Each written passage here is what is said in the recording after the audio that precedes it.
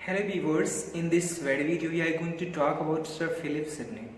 I hope you all know this personality who was a great literary critic of his age, and even today he is regarded as greatest critic of English literature. हम आज बात करेंगे इस video में sir Philip Sidney के बारे में, जिनके बारे में आप बहुत ही ज़्यादा शायद सुने होंगे, लेकिन ज़्यादा जानकारियाँ नहीं होंगी आपके पास, तो हम वही आज आपसे शेयर करने वाले हैं। तो सर फिलिप सिडनी के बारे में थोड़ी बहुत यदि इंट्रोडक्शन परिचय के रूप में उनके बारे में जाना जाए तो अंग्रेजी साहित्य के इंग्लैंड के पहले क्रिटिक के तौर पर उन्हें जाना जाता है, and even also the greatest critic, महान क्रिटिक के तौर पर जो है जाना जाता है। उससे पहले हम क्लियर करना चाहेंगे कि एक क्रिटिक होता क्या है, क्रिटिक किसे कहते हैं, और क्रिटिसाइज वर्ड से भी आपका, क्रिटिसिज्म वर्ड से भी आपका परिचय कराते हैं। Criticism is a thing which is done by all of us either in shorter way or on a large scale। मतलब हर किसी के लाइफ में, हर किसी के जीवन में, हर किसी चीज के ऊपर कोई ना कोई टिप्पणी हम करते हैं। सपोज हम कोई इंसान ही हमारे सामने से गुजरता है, सपोज उसके में कुछ हम कुछ यदि और देखते हैं, कुछ अलग देखते हैं, तो we comment on that person, हम उस पर कुछ ना कुछ टिप्पणी करते हैं, अपनी राय रखते हैं। तो दिस कमेंट, जो हम कमेंट करते हैं, this comment is known as criticism, यानी हम अपनी जो राय रखते हैं वो क्रिटिसिज्म है। And the process is called criticise, and the person who criticise is called critic. समझ रहे हैं पूरी सिचुएशन को?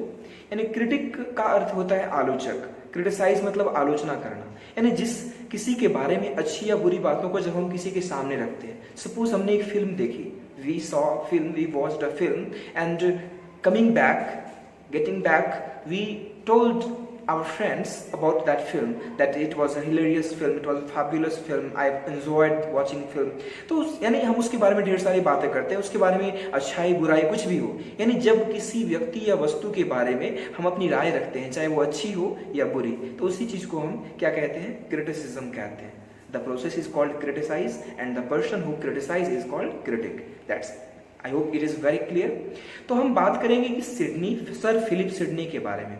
ये सिर्फ पोएट ही नहीं बल्कि पहले क्रिटिक के तौर पर जो है जाने जाते हैं। तो आइए इनके बारे में ही आज हम बात करने वाले हैं। और मैं बता दूं कि ये सिर्फ एक क्रिटिक ही नहीं, एक कोर्टियर थे। कोर्टियर उन्हें कहा जाता है जो किसी राज दरबार में काम करते हैं। एलिजाबेथ के, क्वीन एलिजाबेथ के अंदर इन्होंने काम किया था। अब बात करते हैं इनके बारे में, ये क्या क्या थे। तो एलिजाबेथन कोर्टियर थे, स्टेट्समैन थे, सोल्जर थे, पोएट थे, person of scholars, pattern of scholars and poets, यानी बहुत सारे स्कॉलर्स को, बहुत सारे पोएट्स को इन्होंने इंस्पायर भी किया टू डू गुड थिंग्स, अच्छी चीजें करने के लिए। तो समझ सकते हैं सैनिक रहे साथ ही साथ। And he visited many places to widen his knowledge, to gain the knowledge so that he can express in his books, in his works, in the literary works। ठीक है, तो आगे बात करते हैं कि इनका जन्म जो है 30 नवंबर 1554 ईस्वी को हुआ, on 30th November 1554, and the place was Penshurst, Kent, England। Kent is a place, state in England, and the locality is Penshurst। He was died on 17th of October, 17 अक्टूबर 1586 ईस्वी में। बहुत ही कम एज में इनकी मृत्यु हो गई, मात्र 31 साल के थे। तो सपोज समझ सकते हैं इस सिचुएशन को कि इतने कम उम्र में इतना कुछ, इतनी फेम, इतनी ख्याति हासिल करना एक आम बात नहीं हो सकती। आगे बात करते हैं कि इनकी मृत्यु जो हुई थी जिटफन नामक जगह पर हुई थी, नीदरलैंड में जो पड़ती है, और इनकी उम्र उस समय 31 साल की थी। इनके पिता हेनरी सिडनी, माँ इनकी लेडी मैरी डिडली, वाइफ इनकी फ्रांसिस वैल्सिंगम, जिनकी शादी इनसे 1583 में हुई थी। और उस समय फ्रांसिस की उम्र जो थी 16 साल की थी, और इनकी उम्र लगभग 29 साल की होगी। तो और फ्रांसिस के बारे में और बातें करें तो इनकी अन्य शादियां भी हुई थी। फिलिप सिडनी के मर जाने के बाद उन्होंने अन्य 2 शादियां भी की थी। तो That's all about। आगे बात करते हैं हम लिटरेरी करियर के बारे में, which is the most important aspect of this video। हम लिटरेरी करियर, लिटरेरी वर्क के बारे में बात करने आए हैं यहाँ पर, उनके ही लिटरेरी वर्क के बारे में। तो सबसे पहले करियर की बात करते हैं। तो in his career he wrote a very very very special book, a collection of sonnets anthology which can be also called. आप लोगों ने नाम सुना होगा Astrophel and Stella. Astrophel and Stella is a work in which Sidney has presented 108 love sonnets. And these sonnets are as important as the Shakespearean sonnets.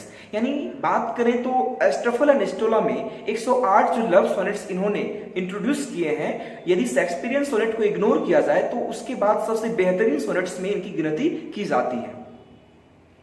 आगे बात करें इन विच he followed, और उस सोनेट्स में उन्होंने फॉलो किया था किनको?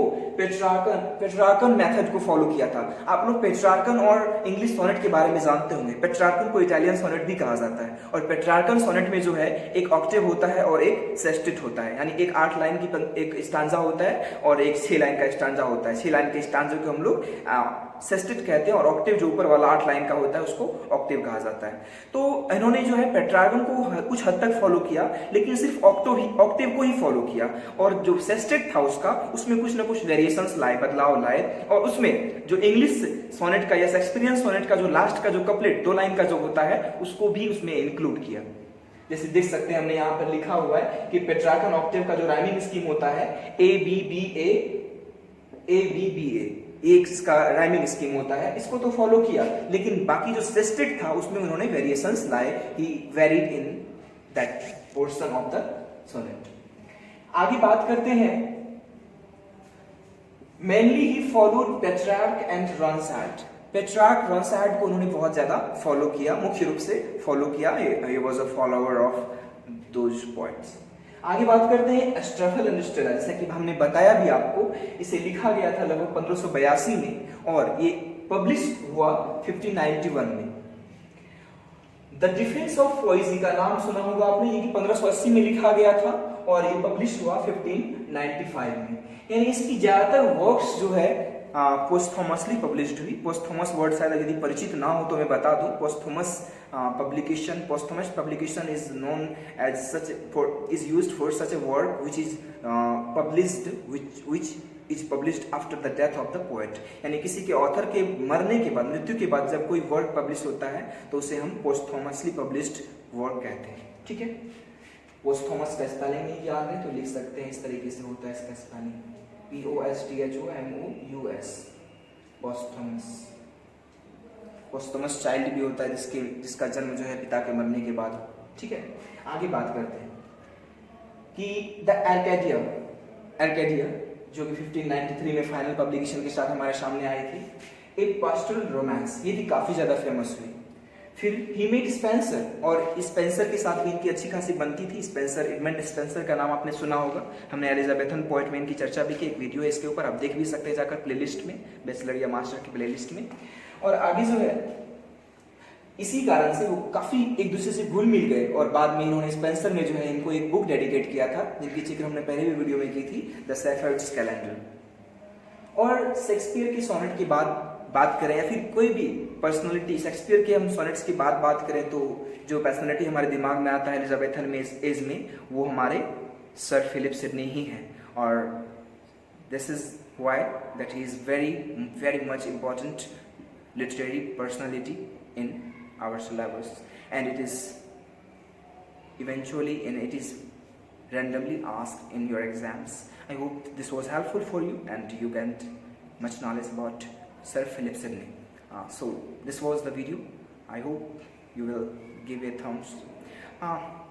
Keep watching, and if you do not have subscribed the channel, please subscribe. I will be presenting you more informative videos